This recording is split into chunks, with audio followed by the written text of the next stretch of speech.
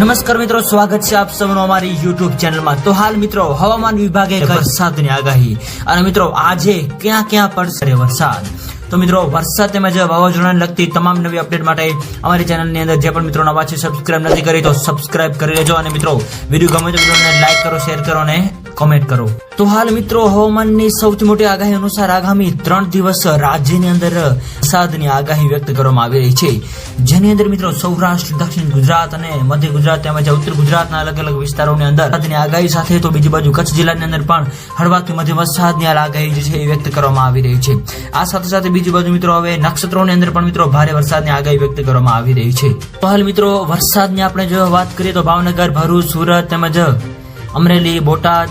નર્મદા, છોટાઉદેપુર વગેરે વિસ્તારો તેમજ જુનાગઢ, રાજકોટ, પોરબંદર, ગીર સોમનાથ વગેરે વિસ્તારોની અંદર મિત્રો હળવાથી મધ્યમ વરસાદની પણ આગાહી વ્યક્ત કરવામાં આવી રહી છે। આ ઉપરાંત મિત્રો અરબી સમુદ્રની અંદર તેમજ બંગાળની ખાડીની અંદર મિત્રો નવી લો પ્રેશર સિસ્ટમ પણ બનવા જઈ રહી છે, જેની મિત્રો સંપૂર્ણ નવી અપડેટ જે આપતી જશે એમાં અમે તમને જણાવતા રહીશું। તો મિત્રો હાલની જો આપણે વાત કરીએ તો ગુજરાત રાજ્યની અંદર હવે આગામી 5 દિવસ સુધી છે, એવામાં મિત્રો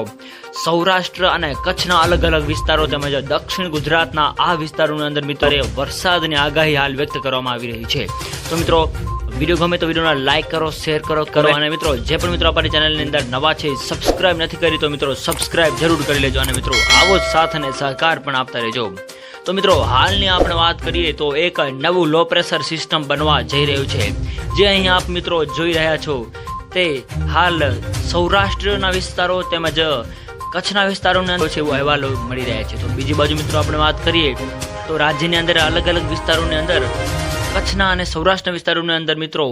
15 થી 20 ઇંચ જેટલો વરસાદ પણ નોંધાયો હોવાનો અહેવાલો મળી રહ્યા છે। આ સાથે સાથે મિત્રો આગામી 3 થી 5 દિવસની જો આપણે વાત કરીએ તો જે આ નવી સિસ્ટમ બની છે એના ભાગરૂપે રાજ્યના અલગ અલગ વિસ્તારોની આપણે વાત કરીએ તો કચ્છ, જામનગર, દેવભૂમિ દ્વારકા, પોરબંદર, જુનાગઢ, ગીર સોમનાથ, અમદાવાદ, ગાંધીનગર અને સાથે સાથે